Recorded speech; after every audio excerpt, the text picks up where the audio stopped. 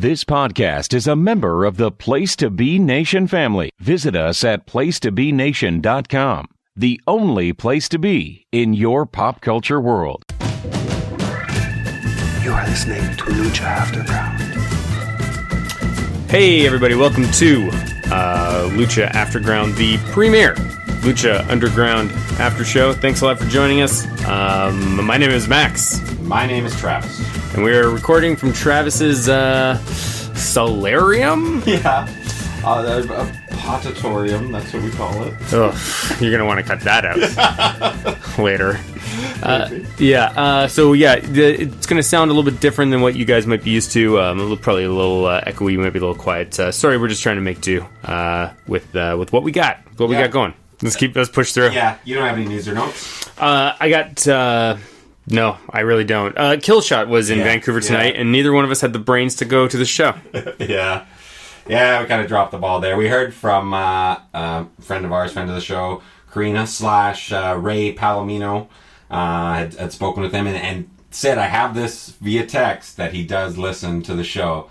So if that's the truth, Killshot, we apologize for not being at the show today. We dropped the ball. You're right, Max. Mm-hmm. I'm sure it was a great job. I'm sure you did fantastic. Yeah, I'm sure it was, especially working with El Phantasmo. It seems like every time a Lucha Underground talent comes through Vancouver, they work with El Phantasmo. We had Brian Cage did it twice now, and Jeff Cobb, and now Mr. Strickland.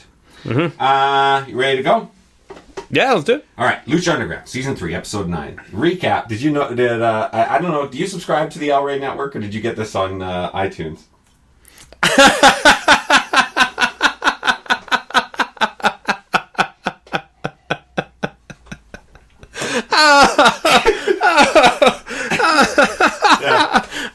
For those of you... No, you don't have to say anything more. You don't have to say anything more. Things are a little wonky. Oh my God. You can kind of tell. It started with Cortez and Dario Cueto, and it remind us of the arm break. Oh my God. Ray and Chavo. And who's AD? Who would be AD, do you think? I have written down in my notes AD.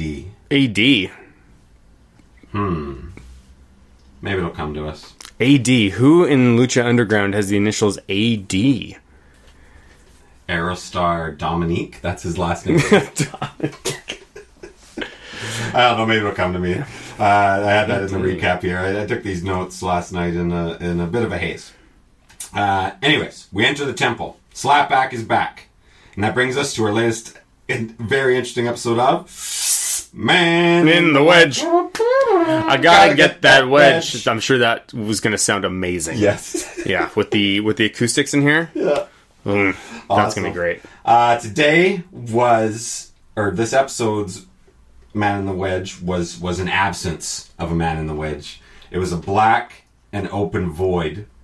It was like existential dread, like staring into what was normally there. I think what it is we get the 4. Yeah. Right? Okay. And then the one, like, kind of not a real Man in the Wedge. They purposely throw a curveball in there. Yeah. Yeah, maybe because they're trying to...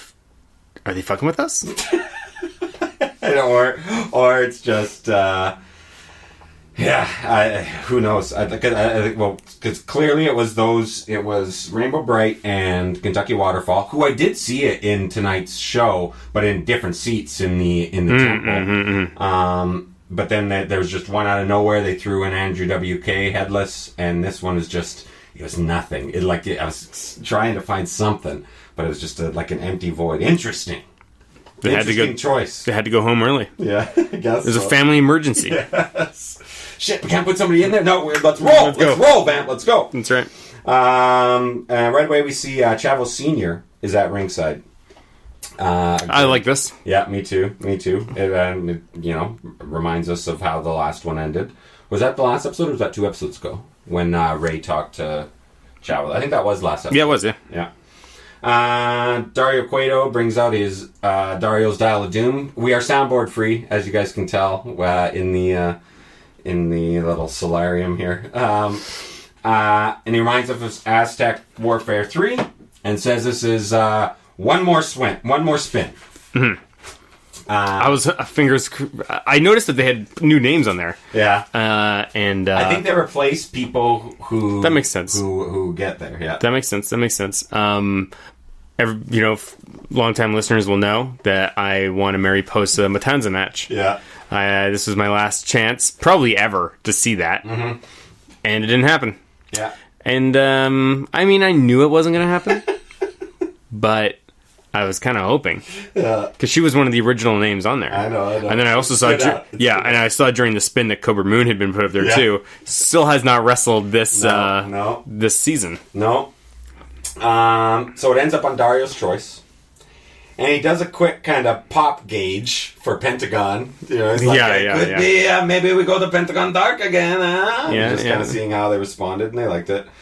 But I love the way he introduced this. This guy comes every day to work. Yeah, totally. Works so now's your chance. And he throws in Cortez, and Cortez comes out in a cast. Yeah. And he kind of tosses his kendo stick on the way down. I'm like, I know I got to bring this fucking thing. It's part of my gimmick. Like, I should not be in the ring tonight. Yeah, man, I loved it. I was like, who's it going to be? And as soon as he started going into it, I was like, of course, he's not done, like, punishing him yet. Mm-hmm. It makes total sense. Mm-hmm. Just great. Like, a reason for a squash. Yeah. It's like, that's amazing. Yeah. That's so good. When do you ever see a reason with a squash? You know what I mean? Point. Yeah, it's so good. The Dario the cops stuff has always been, for me, like, the most compelling because it's so crazy. Mm-hmm. It's so crazy. So anything to do with the cops, I'm excited about. Yeah. You know what? And this would remind me too. It's like, what's going on with this? The amulet. Remember Captain Vasquez has half the amulet? That's right. That was like, they just dropped that? No, I don't think they will have dropped it. I just think it's meant to be in, like, the back of... Oh, yeah. No, listen, I got total faith in that they haven't dropped it, but I just mean, like, I just can't believe that it just hasn't come up again. Mm-hmm. At least like, kind of a forget-me-now, just a reminder. Yeah, you gotta... Yeah, I guess it's the long arc.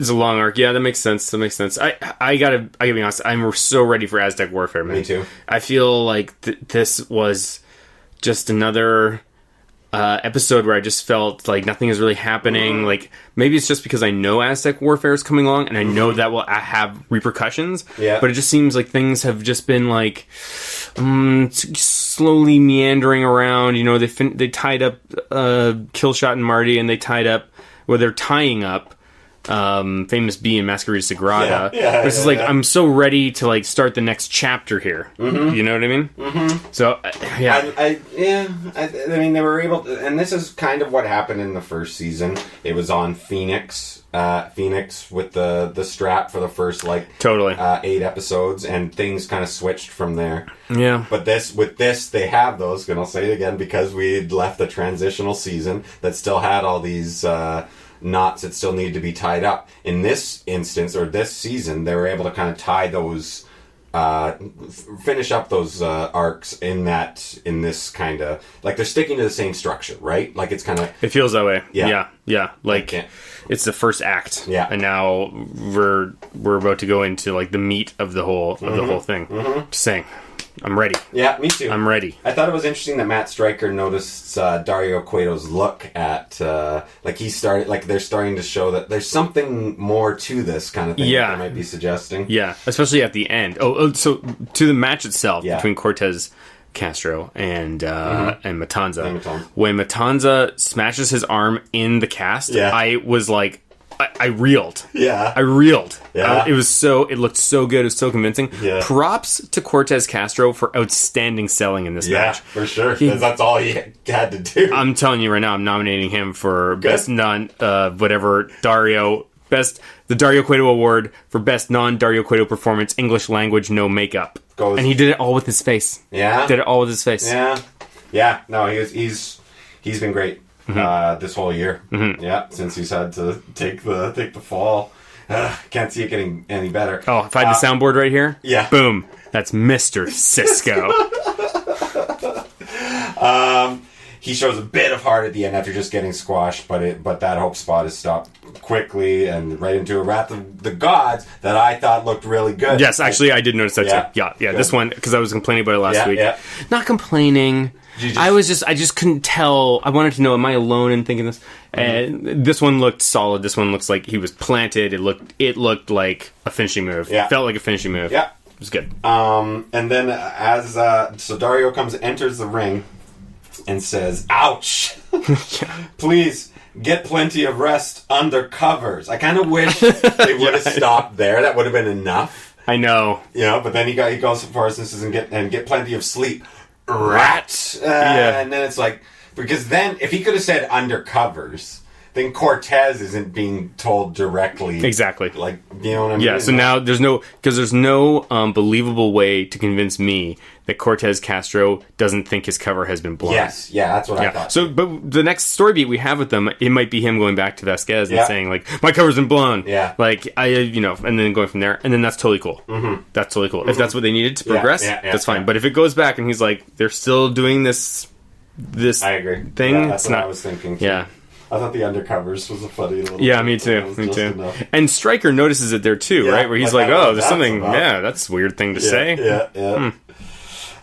So yeah, a good little squash, and like you said, a nice reason for a squash. Yeah, really good. Yeah. Next segment is Dario Cueto and Joey Ryan are in the office. And they're just laughing about what is happening. I know. This whole scene, Dario is in such a weird mood. I think he was shit-faced. Oh, you think that was what is implying? They're starting to, because he was kind of throwing back the. I think they are starting to play this up more. I think there was a reason why we saw him on coke. I think this may end up being part of his downfall. Whoa! Like he was checking the.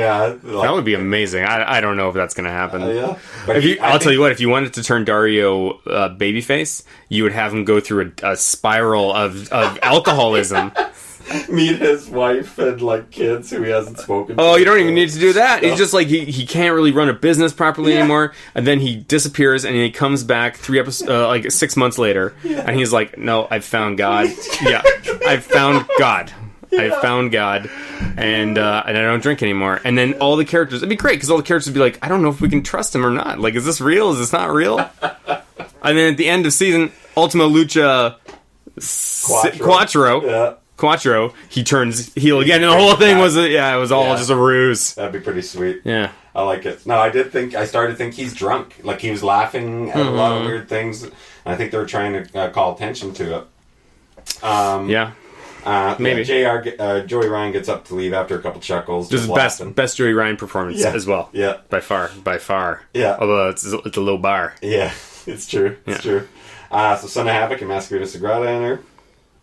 Asking for a match with Famous B. Mm-hmm. He says, I'll do it if your boy, Son of Havoc, can beat Dr. Wagner Jr. Yeah. How did you feel in this scene that Masquerade Sagrada did not speak?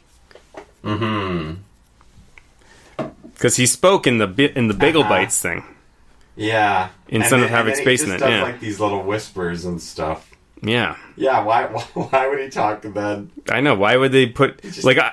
I'm shy. It's so weird. Yeah, I know. And then later he kind of whispers what he wants for the match. He's willing to talk directly to Mrs. Havoc, to Mom of Havoc. Yes. He's known her forever. He's known her forever. I don't know if that's true. I just think do you think they're good old friends? That's what I think. Oh, I know. I think this is a new friendship. He's probably closer in age to Son of Havoc or Son of Havoc's mom than he is to Son of Havoc. Well, that's true, but I don't know if that's kayfabe.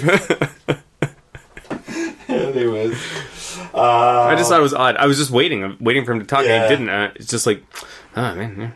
Yeah. I wonder if that was. I bet you maybe that's just that one line from the Bagel Bites as the only time we're ever going to hear him talk. That's totally fine. Yeah. Good piece of trivia. Yeah. Good piece of trivia. Yeah.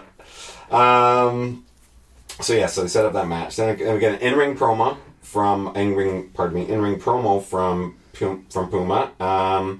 There's a quick cut to Vampiro in the middle of it. Like that was deliberate, right? To show him kind of calculating what this guy's saying and stuff. They mentioned Conan's death again. Yeah, I love it. Every time they bring up Conan. Yeah. It's so weird. I kind of think they might bring him back. But he can't wrestle. No, but I think he could... They could find a way, man. It's comic books, right? Speaking of bringing people back, our boy Charlton tweeted at us that at the Cricket Wireless shows, King Cuerno No way. lives and is working at these shows. No way. Yeah. No way. Yeah. No way, man. Yeah. Oh yeah, and they've shown like the. Well, I mean, we got to see all the White Rabbit guys this week, but I love their get-ups. yeah, who do you think they all are? We'll talk about. Did you find out? No, but I have a guess based on like the build of one guy in particular. Anyways, in-ring promo mentions Conan's death, and he challenges Mil Muertes to grave consequences, like we had thought. Katrina accepts at the top of the stairs, and then Mil Muertes comes from the other side. Wearing that suit. 3-piece suit. Yeah. He said it looked like he came from a funeral, but he looked He looked amazing. like $1 million. Yeah, I want to see him in front of the mic wearing that. Yeah. In the bandstand. Yes. Fronting slapback. Yeah. Throws I don't know, there's a good back and forth between the two of them. They brawl. Yeah. There's a good moment at the end where Puma throws his jacket back at him, and Mil Muertes is just like, "You did not just throw that fucking jacket at me." You know what? Here's an interesting thing. The thing, this like it's a promo, and then there's a little brawl, and then that's the whole sequence. Isn't it interesting that the thing that we remember most is the fact that Mil Muertes wore a suit and not a word that was said really during that promo? Good point. But he wasn't out there trying to drop lines or sound bites or anything. That's true. He did what he had to do. He challenged him to grave consequences. That's true. I see what you're saying. You're insinuating that like if this would have been a great promo, we'd be talking about this. Yeah, that's what I'm trying to. That's what I'm getting at. Yeah, but I don't think it was. It's there. I mean, you say that nothing happened, but they moved plot. Everything here, right? Like this. I'm just looking for the next act to begin. Yeah, I'm looking for the next act. I got you. If it's a grave consequences match, it can't. Well, it's probably going to end with Mil Muertes getting thrown into the casket, right? Because Mil Muertes, he's died like 3 times already. Yeah. So then he just comes back. Yeah. If it's Puma and he gets thrown in there. Either is that the way that Ricochet's tenure in Lucha Underground ends? Just by being defeated? That's crazy! But that's almost what I... If they've set this precedent that people can come back from the dead, I don't think it's out. I think, look, Puma beat Muertes clean. Yeah. I think Mil Muertes is going to win this match. I love Mil Muertes. You know what? I don't think it'll be clean, but I think it'll end up with. I think that's what you. I think that's the only. I think that is the correct booking decision because you cannot go through this whole thing again with Mil Muertes dying, quote unquote dying, then coming back. Like that's just what we do every season. You have to add another wrinkle to it. Now I just don't know. That just seems like such a unceremonious way to dispatch of the Prince Puma character. I mean, I guess it's a big match, and it would give that match a ton of it'd be pretty serious. Yeah. Who died in the first grave consequences? Just Conan? Conan, I think. He somehow got thrown in, and that was the end of it. Yeah. God. I think it was supposed to be. Well, Phoenix won that match, the first grave consequences. Yeah. But Muertes is indestructible. Maybe something about that. The old medallion theory, like anybody who's attached to that, still has some sort of who knows. Oh, I bet you Katrina gets thrown in it. That's my guess. She got thrown in it last time and then wasn't in there anymore. Remember? Oh yeah, you're right. Yeah. Maybe Vamp. He's a player in all of this. Yeah, I guess so. Maybe Vampiro goes in. That would be good. And then you just don't have him. If we're talking about acts, this is the kind of big wrap up story we're getting in this first act. That's true. Because we are getting it next week, right? Next match. Before we learn it, Famous Bee grabs the mic from Melissa and cuts a good heel promo, I thought. Setting him up. He does what he has to do. Cheap Heat. Yeah. I thought at this point the booze felt pumped in. Did you notice this? I didn't notice, no. Yeah.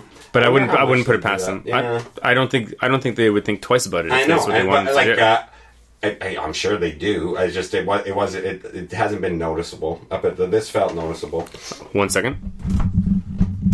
Boom. Okay. Okay.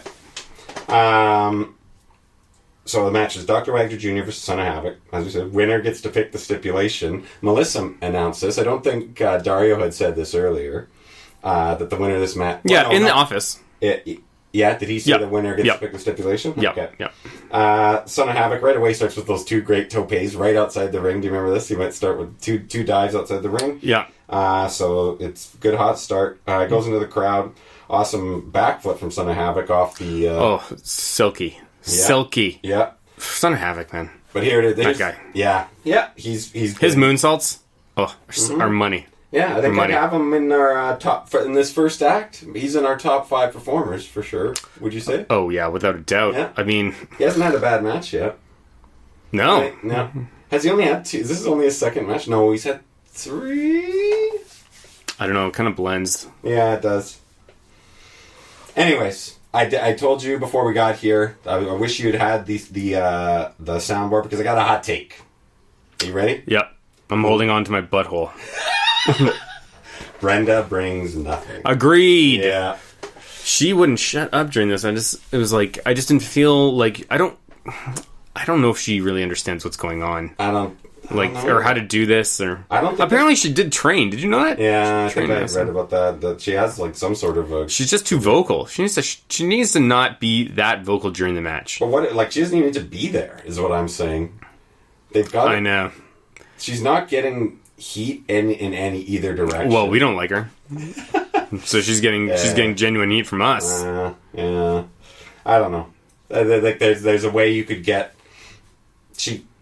What I'm saying is she's not helping to get Wagner over more as a heel, or Famous B is the one who's getting the heat in this thing. She's just arm candy, I guess. I mean, it goes back to Some kind of entourage, though. There's something about an entourage. I guess. It speaks to that, like, you know, here's this, like, beautiful, buxom, like, blonde woman that's with the bad guy. Yeah. You know, so... Yeah.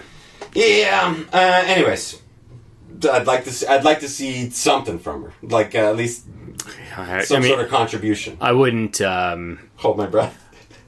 Well, yeah, maybe if I guess the question is, she's so intrinsic to Famous B that I think it's all about what happens with Famous B. Mm-hmm. So if Famous B, if this is the last, if Famous B is defeated and we never see him again, then we'll never see Brenda again. But there are things you can do with Famous. Depends on where they want to take Famous B, right? If it's just if Famous B vanquishes Masquerade Sagrada, then Brenda's not going anywhere. Yeah. But if they want to do something creative with Famous B, they could. Yeah. And then you wouldn't need Brenda. They're not so linked. Yeah. You know, she's really is more of like a prop. Yep. Yeah. That's kind of what I was saying. Yeah. Yeah. So Famous B gets involved right away and beats up Masquerade Sagrada as well. The crowd starts chanting 4-2-3, you suck. What does that mean? Instead of that's right. Of course. I thought solid offense from Dr. Wagner Jr. This guy, like, I guess he has some sort of history that we don't want to know about. We like the ignorance. Oh, speaking of Lucha history, I watched Lucha Mexico, which is on Netflix. Oh, I heard about this. Yeah, Netflix on Netflix US and in Canada. Mm-hmm. And it was really good. Yeah, that has the wrestler death in it. Right? It does. Yeah. You don't get to see footage of it, which is good. Yeah, I wouldn't want to see it. But they definitely didn't know. I mean, they were in the middle of filming that guy and having him be part of like their whole narrative when it happened. It's pretty wild. Eddie Guerrero yeah, I don't know. Just something very, very Spanish sounding that I just don't know. I don't even want to try. Yeah. You know what's interesting is that he was teamed up with a lot of the footage has him wrestling with Taya. Oh yeah, yeah, and I haven't heard her say anything about that. So if I ever got the chance to interview Taya, my first question, well, after the niceties, I'd want to talk about what was it like, you know, when this all happened. Like, did it make you second guess this profession? Like, how well did you even know this guy? Maybe it's just like I just saw like one random match. I don't know. I'm surprised it hasn't come up. They mention Tenryu chops. Somebody's throwing chops, and he says it reminds him of chops for Tenryu. I like that. There was Vampiro mentions masks, and there's a really good discussion that fall. I thought that they had good discussion, like the kind of stuff that we liked this episode. Can you remember that? I can't right off the top of my head, no. But yeah, no, I remember they start talking about the masks and what the history means and things like that. Yeah, that's the type of stuff that's the best. Like, if any, like, that is what you need more of. You need less of, like, the cutesy stuff. You know? Yeah. Son of Havoc gets his finisher. It's an okay match. Happy with the result, obviously. It just never really kind of took off into any sort of exciting... No, yeah. Son of Havoc takes the mic, asks Masquerade Sagrada what he wants, and we hear next week is a Believers Backlash match. It says there's more. You can bring any weapon. So, my question right now, over under, how many shivs? 0. Just imagine, maybe just every time he gets a little too close to CJ De Niro. That's your grave consequences match right there. Jeez. Yeah, it'll just be belts. Yeah, I remember they did that in season 1. Right? Yeah. Who was in that match? Tejano. No, not Tejano. Hernandez. Yes. And... Oh, man. Yeah, it was funny. Hernandez they didn't know how to react. They're kind of like, I'll whip you now. Okay, I'll whip you. Like, they weren't quite sure. But now that they've kind of seen it, like, it's on. What would you bring? Keys. No. I'm just thinking of the most visceral, terrible wooden spoon. Just a wooden spoon. That's good. Yeah. That's good. Yeah. I don't know what's around here. I need inspiration. Bring a Roomba. So it looks like, and here's another thing that's kind of getting wrapped up in Arquette is Masquerita there's no way that he's going to end up getting, imagine the fans all turn on Masquerita Sagrada whipping this. Yeah, good point. I don't see, well, maybe that's part of their strategy. Yeah. They probably know. Yeah. If I was Masquerita Sagrada, I'd be like, yeah, something where the fans get involved, because there's no way they're beating up on me. That makes total sense. Yeah, I know. Yeah. I know. Let's just say, just imagine, wow, I really read these guys wrong. They just want to destroy them. Oh my god. Could you do it? What if you had a belt? A little person? No. But you have, the context says it's okay. If he had been, if the storyline up until that point where he had been, evil, like an asshole, you'd go for it. But no, he's a good guy. But even though you have the cover of being like, listen, this is just a wrestling TV show. I was told I was allowed to whip the wrestlers. Awesome. Okay, and we hear the Nathan For You music again as Masquerade celebrates. And then we get a White Rabbit promo. Then we finally see Paul London and his two cronies. He said, open my eyes and I can see. And then they show the other two. And here's what I'm thinking. Okay, so this guy's name is Mala Suerte. Who's your guess as to who that is? Oh, that guy's cool. This is the chicken-looking guy? Yeah. Mala Suerte. I don't know. Nightclaw. I'm going to guess Mr. Cisco. Oh. Yeah. You're totally right. That's cool, though. Yeah, I'm into it. Good for him. Yep. And the other one, I guess, would probably be Ricky Mandel. Oh, I don't know. Or, who knows, right? It could be or Argenis. Or, whoever they pull in. One of the former Disciples of Death. Saltador? Is that what it says? Saltador, yeah. Yeah, his look is crazy, too. All the checkered. I'll see how he looks when he's in the ring. Yeah, that might be too stupid looking. Mm-hmm. The visual of the three of them is awesome. Yeah, no, totally. Yeah, it was a good reveal. There's definitely an aura of mystery there, right? Oh, yeah. Yeah. Okay. We're about it. We got our last big event here, or big match coming up, so we will take a quick break and hear a few words from Place to Be Nation. Promotional consideration paid for by the following. Voice of Ring of Honor's Kevin Kelly here. I want to make sure you're subscribed to all of our great feeds here at Place to Be Nation.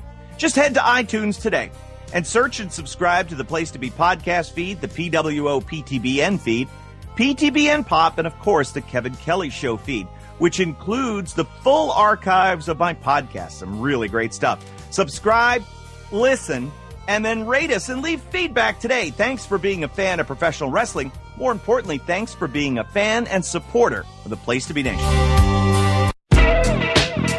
Place to Be Nation's JT Rosero here. In addition to the archives of the Kevin Kelly Show, we have a ton of great podcasts available to you on iTunes, Stitcher, Google Play, and PlaceToBeNation.com. And we now offer them to you on 2 great feeds. On the Place to Be podcast feed, you can check out Scott Friscolo and me on the Mothership, the Place to Be podcast, with our famous Vintage Vault pay-per-view reviews. PTBN also covers current day wrestling with clotheslines and headlines, main event, Mission Indy Possible, in our monthly pay-per-view reaction shows with immediate feedback on WWE, NXT, and Ring of Honor Super shows. Relive wrestling's past with our monthly pay-per-view rewind series led by Ben Morse and the Dangerous Alliance Wrestling podcast as we dive into various subjects in the form of exercises and games. All of this in addition to Scott Keith's Podcast of Doom, which includes discussions on questions from listeners as well as current day and old school wrestling. We also have sports covered too with the Sports Lounge, the TJ McClune Show, and NBA Team Podcast. On our brand new PTB Pop podcast feed, we offer great shows such as the Glenn Butler Podcast Hour Spectacular, Rank and File, Lucha Undead, as well as a veritable podcast heaven for comics fans with the hard traveling fanboys, Sellers Points, Todd Weber's Conversation, and Imaginary Stories. Subscribe to both feeds on iTunes and be sure to rate and leave feedback as well. All of these shows are available on PlayStation.com, where we cover pro wrestling, sports, movies, comics, plus tournaments and more. Be sure to check out on the right-hand side of the site for details on how to support the site when you shop at Amazon and download our free Place to Be Vintage Vault Refresh ebooks. We also want to thank our friends at Bonehead's Wing Bar in West Warwick, Rhode Island, and Fall River, Massachusetts, and Scott Keith's Blog of Doom. Be sure to follow us on Facebook, Twitter, Instagram, and Tumblr as well. PlaceToBeNation.com, the only place to be in your pop culture world.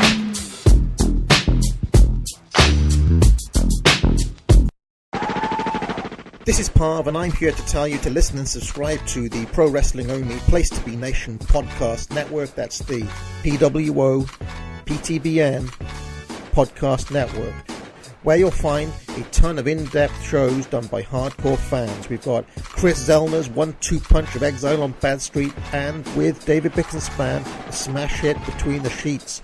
We've got Wrestling Culture with Dylan Hales and Dave Musgrave, Goodwill Wrestling and the reaction shows with Good Old Will from Texas. We got This Week in Wrestling with my man Pete and Johnny Sorrow, Stephen Graham and Tim Livingston's Pro Wrestling Super Show, Tag Teams Back Again with Kelly and Marty Sleaze, and a ton of other great shows too.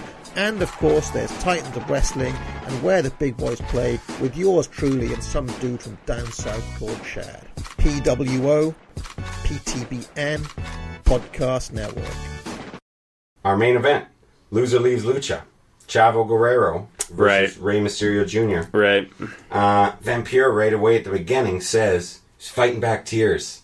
Yeah, just shut up, Vampiro. You were not fighting back tears. I know. He kept playing that up. Yeah, it was too much. But he talks about Mysterio being in the earth tones, and I can see, from what little I know of, I remember that moment, but old footage. That seems so strange to me too.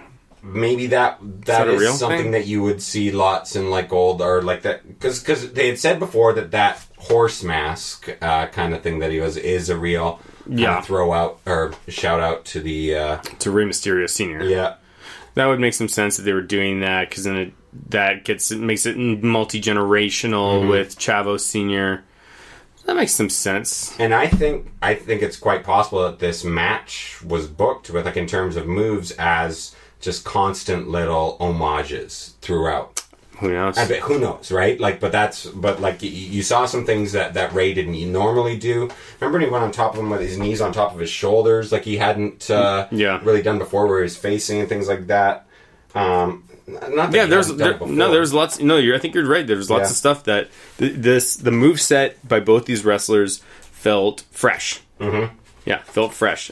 Is that because they just wanted to put on a good match? Yeah. Or is it some sort of codified like lucha libre something? Maybe that's. I really do think that they were kind of following a classic kind of formula throughout. Maybe wishful thinking.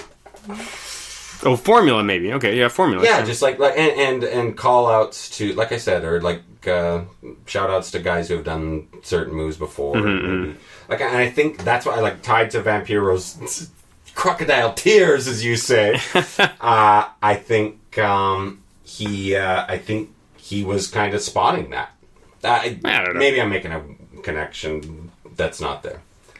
I didn't see it. Okay. What did you think of the interference? At the end? No, in the middle. With Chavo? Yeah. Chavo Classic? Yeah. I liked the way it, like, when it happened at the end, I was kind of like, shit, that's kind of a shitty finish. I get it. It gets it's angry. But... Are you talking about when it first happened, you were like, that's bullshit? Were you upset? I loved it. When I thought that Chavo won, I was like, this is the greatest moment in Lucha Underground history. Yeah, but it ends up being that Chavo doesn't win. Yeah. But I definitely... Okay, now that Chavo's lost, I don't think Chavo's coming back. I agree. When it looked like Ray had lost, I thought Ray was still going to somehow you get him back. Sure. Right? Sure. So totally. I didn't hate it, but I didn't fully believe it. It's kind of like when Vinnie Mac says, "You're fired." Yeah. You know that's never... not really never legit. Yeah. But I thought it was a really good match. I liked it a lot. I thought they both did really well. Mm-hmm. And you could tell that these guys have known each other forever. I liked when he kind of hurled him into Chavo Sr. That was pretty good. Yep. And you weren't sure, like, because he was kind of like, "Oh, I'm sorry," kind of thing. Mm-hmm. It was at that point that I did realize that, he's for sure with Chavo in this. Oh, really? Yeah. Because then we started to see him cheering for his son a lot more after that. Some great kind of just crazy kind of awesome ranas and great counters. Yeah, this was a good match, man. This was good. This was two guys who are past their prime that put on a great match. Mm-hmm. Yeah, I thought it was great. Yeah. Good storytelling. It felt fresh. Yeah, felt and it had unpredictable. And it had that good old school sense of history, psychology. Yeah.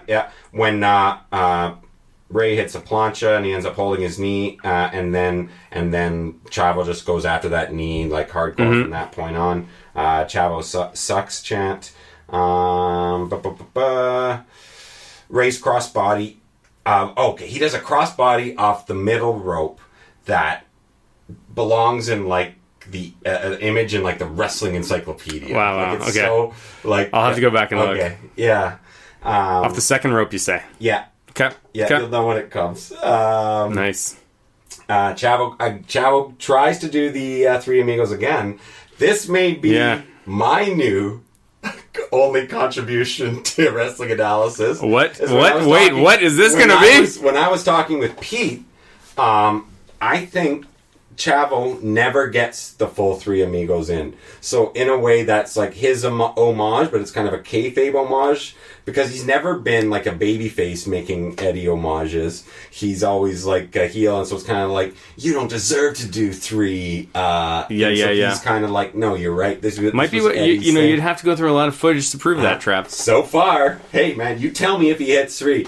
In this one, he tried for it twice. He only got 2 out of 3 the first time, and the second time he stopped after 2 and finished it with something. Oh, Marty Elias, it disqualifies Ray after, like I said, or Chavo Sr. comes in and hits him with a chair. He psychs us out that he's going to hit Ray. Mm-hmm. Dario, yeah, that's what I mean about Marty. Dario comes out, it's like, Marty, you gotta be kidding me. Yeah, that's good. That's great. He makes it no DQ. I should grab that for a soundboard. Yeah. Marty, you gotta be kidding me. The crowd was super hot at this point that was still on. Chavo Guerrero Sr. takes a chair to the head. And he gets one of the double 619s, but Chavo gets out of the way. Ray goes for the West Coast pop. Chavo rolls it nicely into a half crab, so it was kind of like this is still a little bit more. I love that half crab, man. Yeah, I love that half crab. I need to see more of that. Yeah, and I love the way he snapped it on, like kind of coming off. I always got room for a half crab. There's always room for a half crab. That's right. Chavo goes for Three Amigos again. Like I said, stops after 2 and hits a gory bomb instead, which is I know for sure that is a Lucha Libre trope and like a tribute to where that came from. I laughed at Matt Stryker comparing Chavo's pin to Hulk Hogan's. Do you remember this? He's talking about when Hogan beat the Iron Sheik, and he locked his like that isn't impossible because this like a guy wanted like come on. But that's all right. Nice. It's nice. It's not the worst thing he said, obviously, but that's what I like though. I like the references to the history. Yeah. Ray was digging deep. Crowd is behind him. Hits a 619. The splash at the top for the 1, 2, 3. I went 3 1/4 on this. I didn't like. I'm not sure if it needed the false finish. 3 1/4. God, you're cold-hearted. Yeah. Yeah, man. That false finish hurt things a bit more. Up until that point, it was like building, and just like, did you need to put that in? This is an honor roll match. At the end of the season, you look back at all the episodes. You'll be able to go through and pick through what you thought were good matches. And this is a good match. This doesn't deserve this to sneak over the threshold, man. Yeah, this is up there. This is top tier. This is the best match. This is Chavo. If Chavo is really gone for good, this is the best match Chavo Guerrero had ever put in to Lucha Underground. Better than I was about to say, arguably. But you know, some of us might argue it was that one against Cage. Yes. Pete loved it. He mentioned it as well. Boom. I know. I heard it. Yeah. Yeah. No, it was great. And it was special. What am I going to do? Come on. I don't know. Chavo's not Mil Muertes. Chavo's not. I'm not asking you to give it 5 stars. I'm not saying that. I think then 3 1/4 is a good. Good so cruel. Yeah. I almost went 3.5. I almost went 3.5. Oh, you gotta be more generous. I don't think it needed if they were going to stick to like. And again, like maybe I'm missing like someone's going to be like, no man, it had this moment, which is a shout out to this moment in Lucha Libre history. That's what it takes to get it up to like a 3.5, Trav. No, but my thing, what brought it down was the false finish. I don't think it was entirely necessary because, like I said, I didn't believe if that was going to be the finish. I didn't believe that Ray wasn't going to come back. Okay, no, nothing. No, I have to disagree. Okay, I think that this was 3 1/4 is nothing to shake a stick at, bro. 3 1/4 is average. No, it's not. Yeah. No, it's way above average. It doesn't feel like it. It's a good match. It's a really good match. It's a really good match. All right. So, yeah, so long, Chavo. And the last image is like just as it fades out, you see the two of them just kind of staring at the two of each other, and it just cuts to them. That's it. Bagel bites. Yep. Promotional consideration. Yeah. Yeah. It was that was the best match of the night. Totally. And like you said, this is still that first act that we're kind of getting past, and I agree. I'm ready for Aztec Warfare. Oh, can't wait. But man. Next week grave consequences. We get grave consequences and the Believers Backlash match. That will be good. I hope it's just the 2 matches. That'd be great. That's all I want. Just those 2 matches. I like it a lot. I'm trying like what else could they put in there? Yeah, I don't know. They could do. They could. You could do anything. Yeah, I hope so too. That'd be great. Maybe a couple little teases for the whatever else is going on. So are we 100% convinced that this White Rabbit clan is attached to those pictures? No, because they haven't revisited those pictures at all. I don't know what those are. I was thinking about that today. That's what I expected it to be. There were 3 pictures, and they were in black and white. Man, they haven't come up again though. Mm-hmm. And like as you had pointed out, it was like one thing to one person and another thing that was like ugly to somebody else. I do believe that. So that could be related to that through the looking glass, like you're seeing something different. Oh. Yeah, okay. And these guys that they have that Alice in Wonderland and that is true. That is true. They are sort of mystical. Mm-hmm. Yeah, I guess if it's not related to them, then we haven't seen anything else to hint that it's anything else. I don't know. It seems like so little of a plot point. We just might never see anything about it again, and we'll never know. It's true, but we shall see. Yeah. Alrighty, let's call it there. Yeah.